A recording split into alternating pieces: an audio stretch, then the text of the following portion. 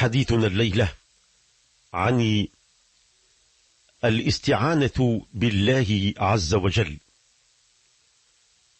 الاستعانة بالله تعالى معناها طلب العون من الله عز وجل في الوصول إلى المقصود وإلى المرغوب.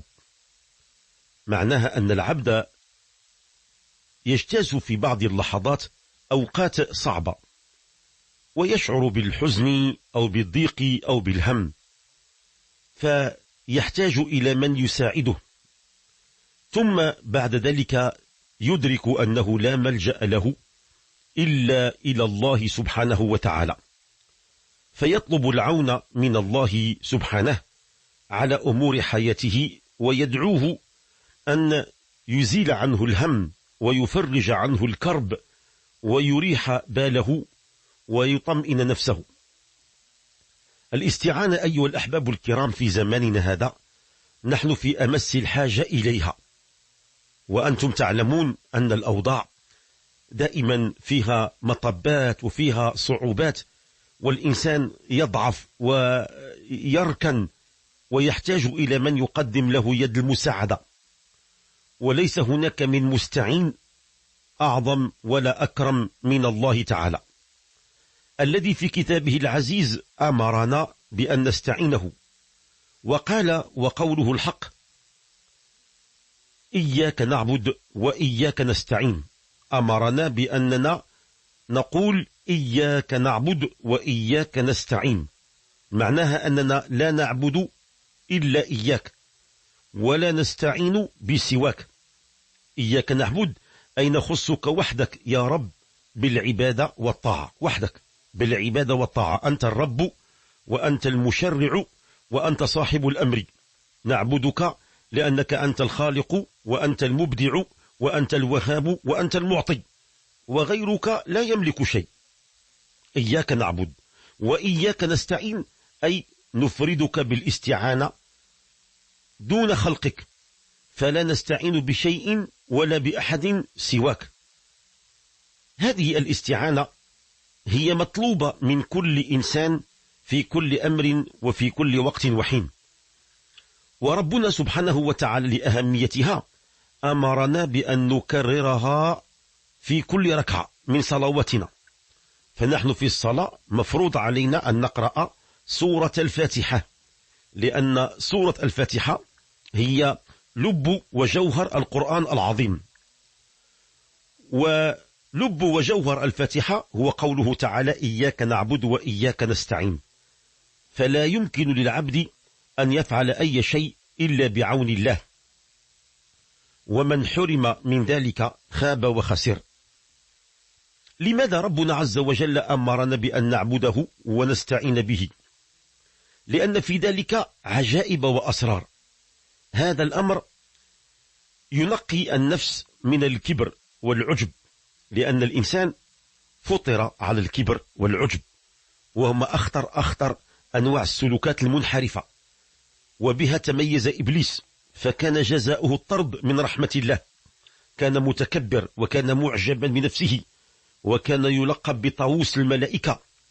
وحينما خلق الله آدم وأمر الملائكة بالسجود له تكبر إبليس وقال: أنا خير منه.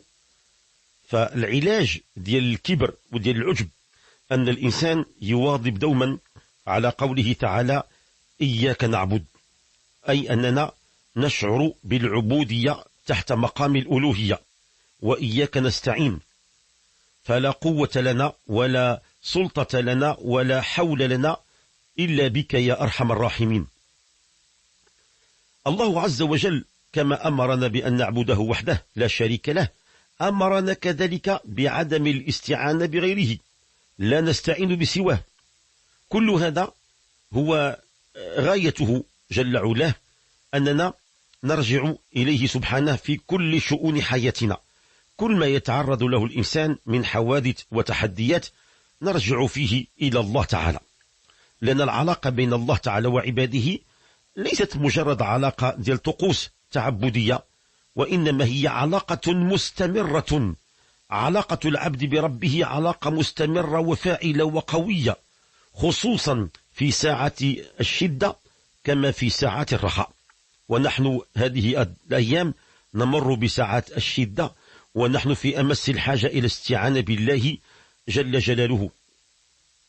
هذه الاستعانة هي نوع من الاستصغار، الإنسان يستصغر نفسه أمام ربه لأنه يشعر بالأنس بجوار عظمة الله ويفتقر إليه.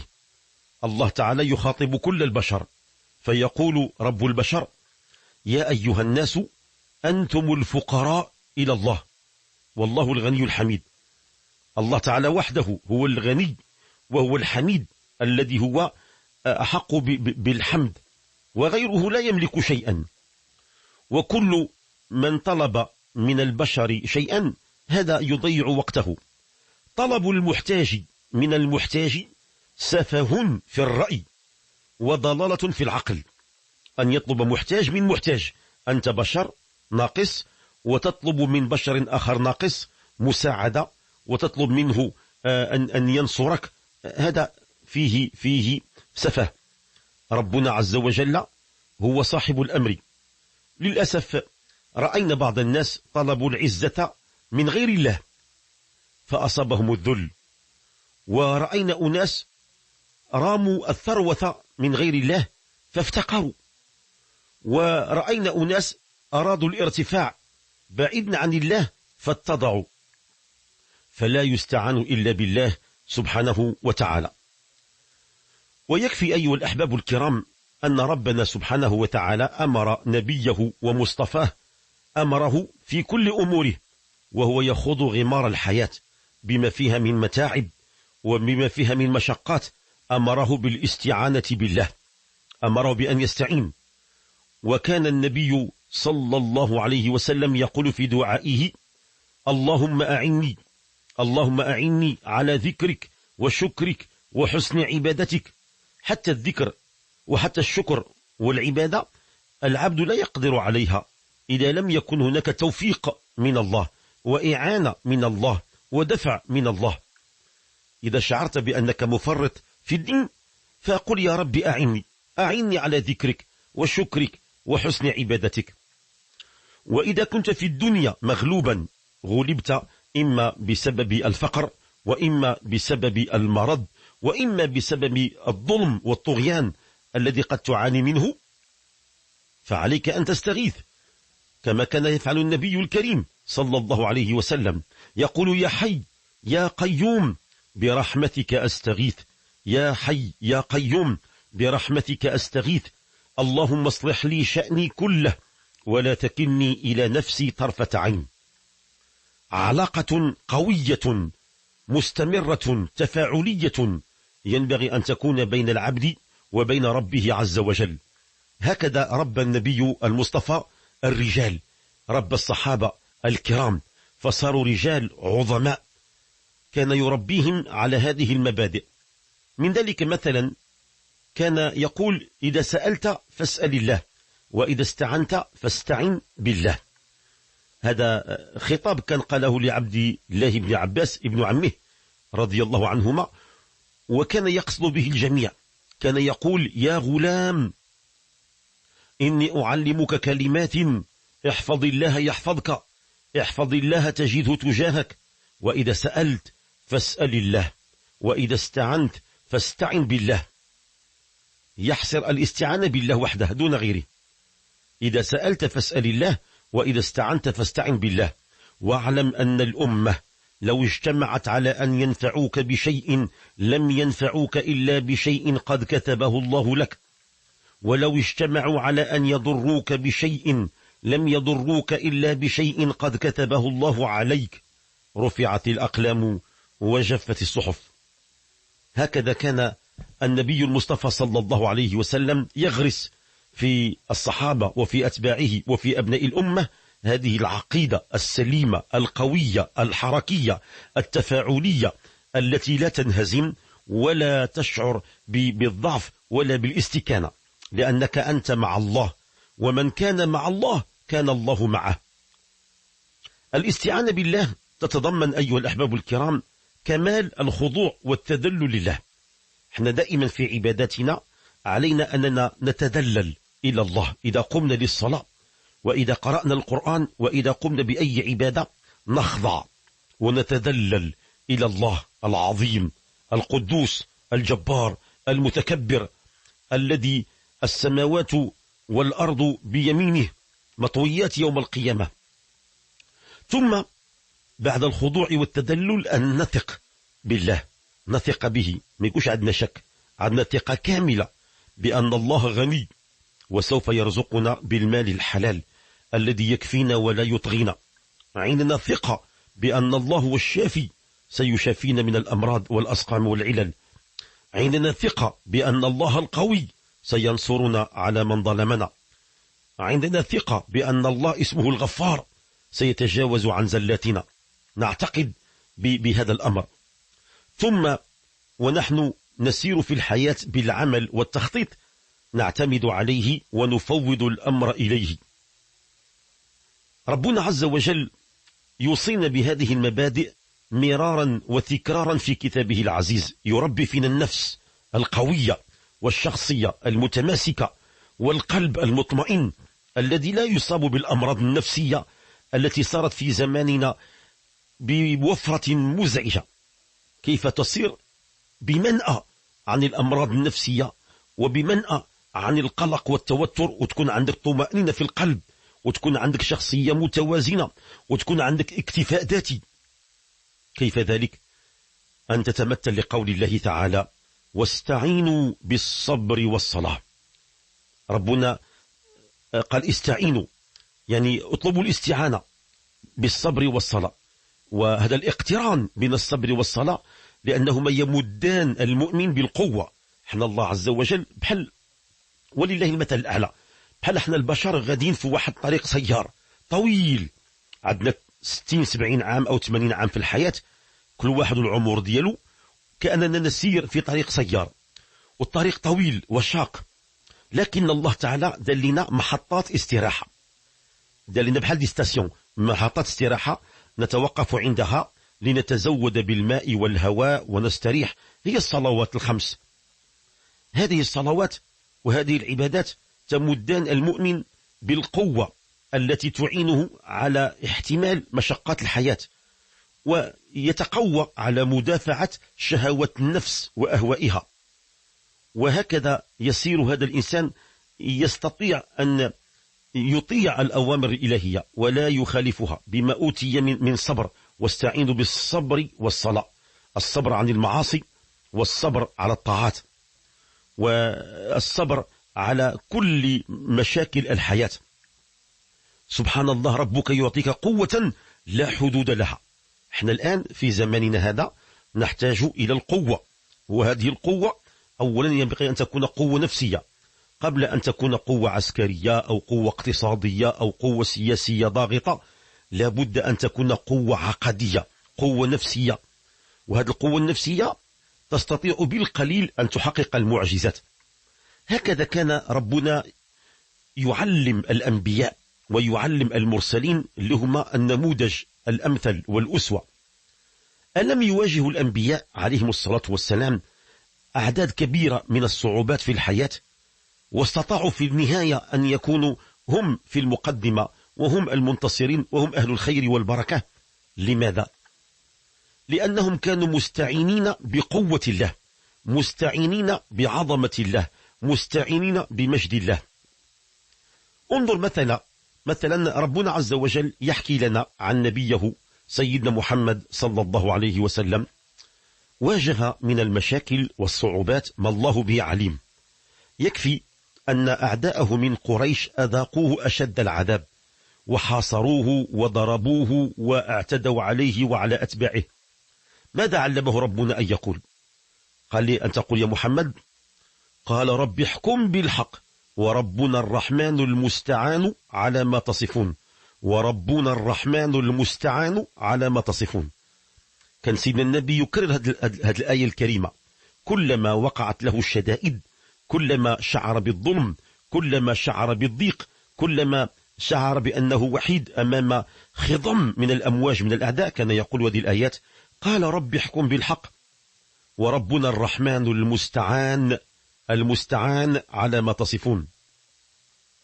في لحظة من اللحظات الحرجة التي مر بها النبي صلى الله عليه وسلم نسمعه يقول لما كان مطاردا ولما دخل إلى غار ثور أثناء الهجرة من مكة إلى المدينة ولم يكن معه إلا صاحبه أبا بكر والقليل من الطعام، لا سلاح له ولا مدد. ماذا ربنا أوصاه؟ بالاستعانة، أن يستعين بالله في لحظات الضعف والهوان.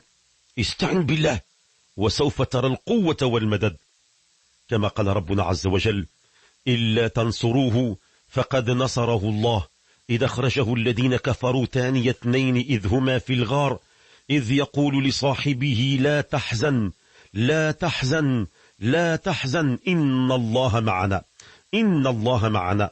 فأنزل الله سكينته عليه وأيده بجنود لم تروها وجعل كلمة الذين كفروا السفلى وكلمة الله هي العليا والله عزيز حكيم. هكذا كان ربنا يتعامل مع الأنبياء ومع المرسلين ومع أتباعهم الصادقين.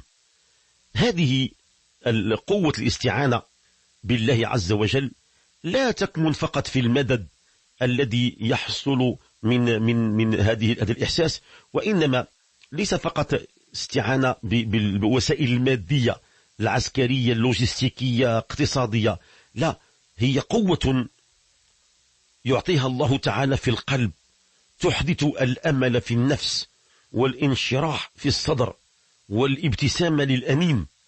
هذه القوة، هذه الاستعانة، رغم أنك أنت ضعيف ومجروح ومغلوب على أمرك، ربك يعطيك القوة بالاستعانة.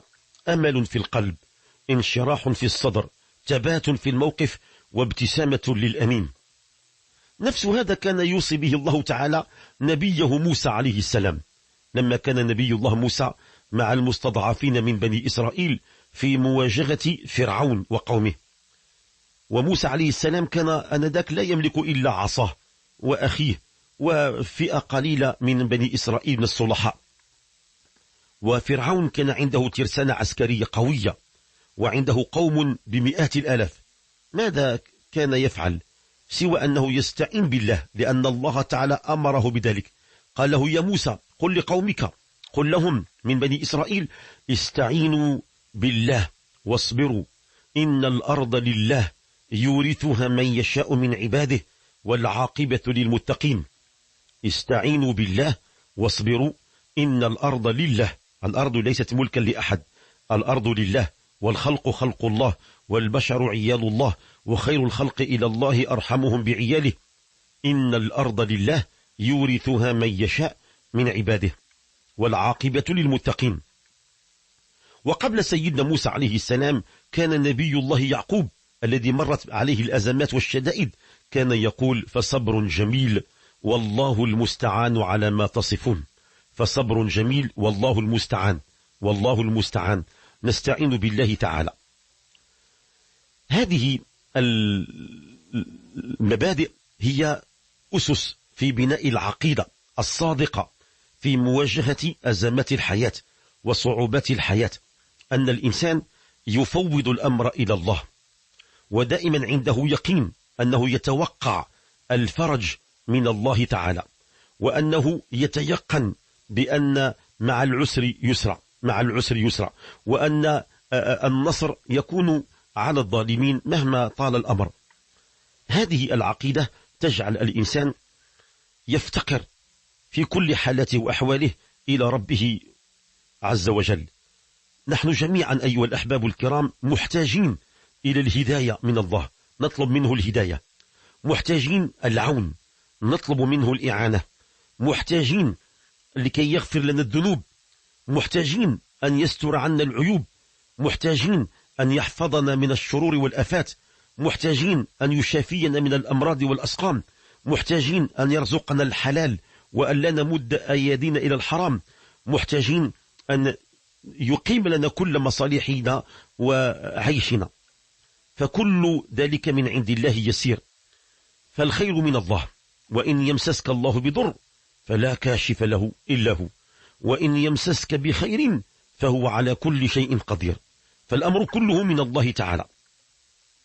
أما الاستعانة بالمخلوق فالمفروض أن الإنسان يستعين بربه، لكن المتفق عليه بين أهل العلم أن الاستعانة بالمخلوق أيضا إذا كان مخلوق عنده القدرة على الإعانة في الأمور العادية، وهذا المخلوق قادر بأنه يقدم لنا يد المساعدة، وكان لا يمن علينا ولا يملي علينا شروطه ولا يذلك، فلا بأس أن تستعين بالمخلوق، لا بأس.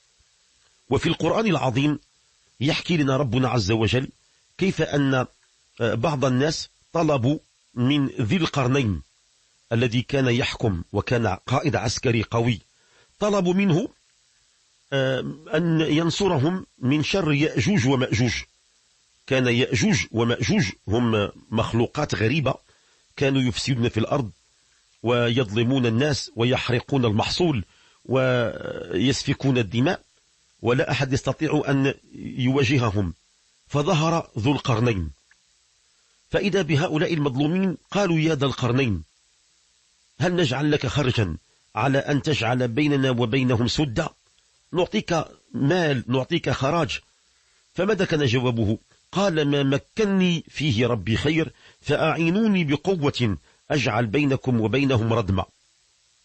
فذو القرنين في ذلك الزمان جعل حاجز جدار أقوى من جدار برلين ما بين ياجوج وماجوج وهذه الأقوام التي كانت مظلومة.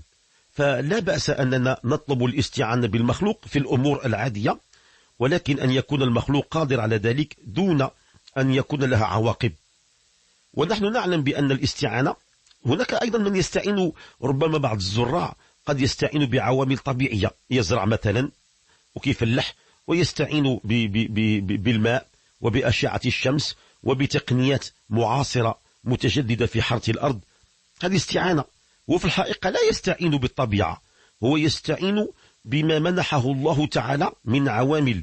ربنا أعطانا عوامل لها القدرة على إنماء ما أودع في بطن الأرض من بدر والثمار.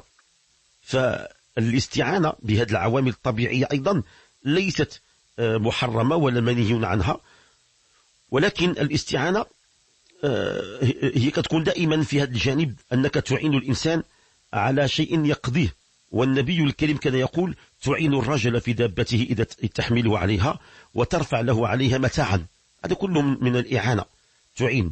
أما الاستعانة بغير الله فيما لا يقدر عليه الإنسان، أو تستعين به في شيء ثم يضرك في أشياء ويملي عليك شروط خطيرة في أشياء، فهذا لا ينبغي.